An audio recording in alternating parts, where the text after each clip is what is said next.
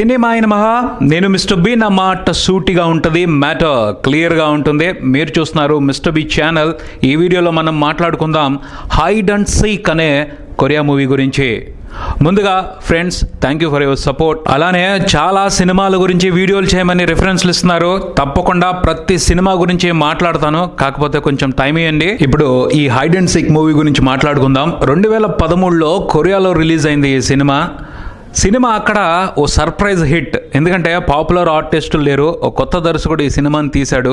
మామూలు సినిమాగా విడుదలై సూపర్ హిట్ అయింది. తక్కువ బడ్జెట్లో ఓ కొత్త దర్శకుడు చేసిన ఆసక్తికరమైన ప్రయత్నానికి చక్కటి ప్రశంసలు దక్కాయి ఈ సినిమా రూపంలో. నిజంగా చాలా interesting film. Family sentiment, emotions, mystery, thriller ఈ ఎలిమెంట్స్ కలిసి బంపర్ కిక్కిచ్చుద్ది ఈ సినిమా. ముందుగా కథ గురించి తెలుసుకుందాం. ఓ సక్సెస్ఫుల్ బిజినెస్ మ్యాన్ ఉంటాడు. జీవితంలో మంచి పొజిషన్కి వచ్చాడు, కావలసినన్ని సమకూర్చుకున్నాడు. భార్య, 2 పిల్లలతో హ్యాపీగా జీవితాన్ని గడుపుతున్నాడు. కానీ అతని జీవితంలో ఓ లోటు ఉంది, అది అతని తమ్ముడు. అతను జీవితంలో సెటిల్ అవ్వలేదు, ఆవారాగా తిరుగుతూ ఉంటాడు, కానీ వీళ్ళ ఫ్యామిలీతో ఉండడు. ఓ రోజు ఈ బిజినెస్ మ్యాన్కి ఫోన్ వస్తుంది, ఆ తమ్ముడికి రూమ్ రెంట్కి ఇచ్చిన ఓనర్ నుంచి, మీ తమ్ముడు కనిపించడం లేదు అని. కోపం ఉన్నప్పటికీ తమ్ముడు కదా, దిగులు అనిపించిద్ది. వెళ్తాడు అతను ఉంటున్న రూమ్కి. అక్కడ పరిస్థితి ఏమీ అర్థం కాదు, కానీ అతని రూమ్ పక్కన ఉన్న కొన్ని రూమ్స్ మీద కూడా ఒక సింబల్స్ కొన్ని వేసి ఉంటాయి. ఏంటిది ఇవన్నీ సింబల్స్ ఇక్కడ వేసి ఉన్నాయని అబ్జర్వ్ చేసి వెళ్ళిపోతాడు. కానీ తమ్ముడు గురించి ఏమయ్యాడు అని తెలుసుకోవడానికి ప్రయత్నిస్తూనే ఉంటాడు. ఆ క్రమంలో అతని తమ్ముడు పక్కన రూమ్లో ఓ అమ్మాయి, ఆమె కూతురు ఉంటూ ఉంటారు. ఆవిడ్ని ఎంక్వైరీ చేస్తే భయపడిపోయి మీ తమ్ముడిని మమ్మల్ని భయపెట్టొద్దని చెప్పండి, ఆ సింబల్స్ అవి ఎక్కడ పడితే అక్కడ వేయొద్దు, మమ్మల్ని వదిలేయమని చెప్పండి అని అంటది. వీడికేం పరిస్థితి అర్థం కాదు.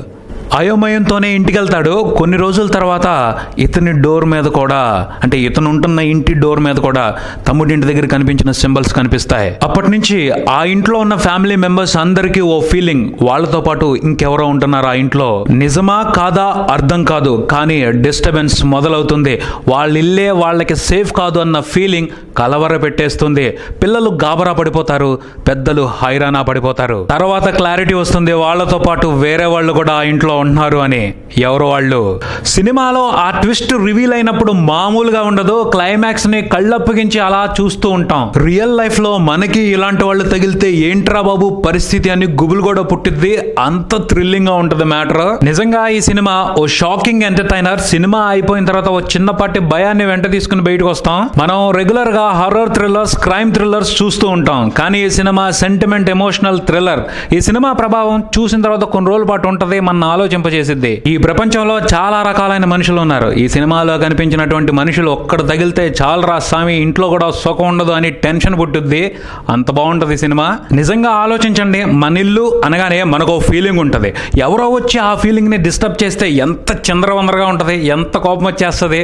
అది ఈ సినిమాలో ప్రత్యేకత. ఈ సినిమా కోసం ఓ ఆసక్తికరమైన పాయింట్ తో కథను బాగా రాసుకున్నారు. అంతకంటే బాగా ఈ కథని చెప్పారు. Fantastic direction, gripping screen play, thrilling ట్విస్ట్లు రివీల్ అయిన ప్రతిసారి షాక్ అవుతాం. సూపర్ గా ఉంటుందిలే ఎంటర్టైన్మెంట్ ఈ సినిమాని ఎంజాయ్ చేస్తున్నప్పుడు.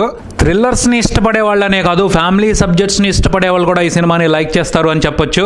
సరదాగా వీలు చూసుకుని ఒకసారి ఈ సినిమాని చూడటానికి ట్రై చేయండి. మంచి థ్రిల్లింగ్ కిక్ ఇస్తుంది. ఇది హైడ్ అండ్ సీక్ అనే కొరియా మూవీకి సంబంధించిన ఇన్ఫర్మేషన్. మరో మూవీ ఇన్ఫర్మేషన్ తో మళ్ళీ కలుస్తాను.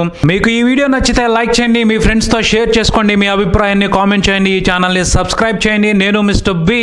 Keep watching mister B channel. Thank you.